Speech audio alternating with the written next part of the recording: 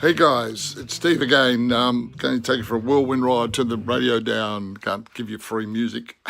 I'll get sued by copyrights from the artist.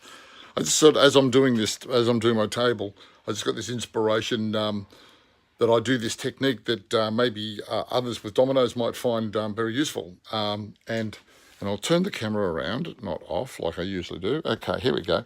So okay, what I'm doing is I'm dominoing this into here. Now, the reason why I don't have a centre domino in here is because the glue I use is more than adequate, and secondly, I've got to bring some dominoes from the top for the other one, so I didn't want to foul them up.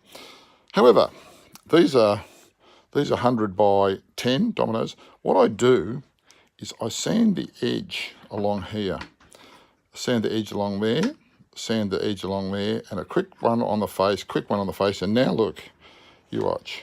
They're just nice, slide nicely in and out, slide nicely in and out.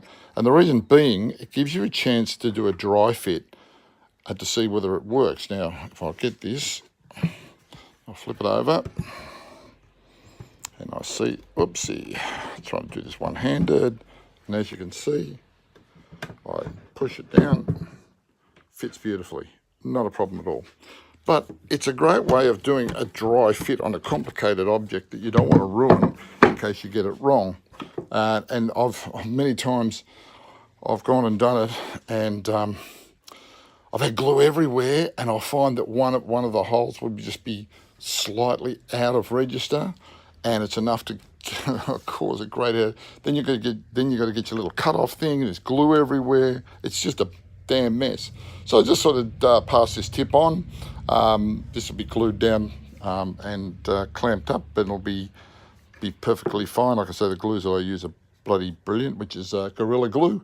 It's a PVA, but it's actually a it's a waterproof, almost like polyurethane glue. So I've never had it fail on me, and this is enough as far as I'm concerned to keep that secure.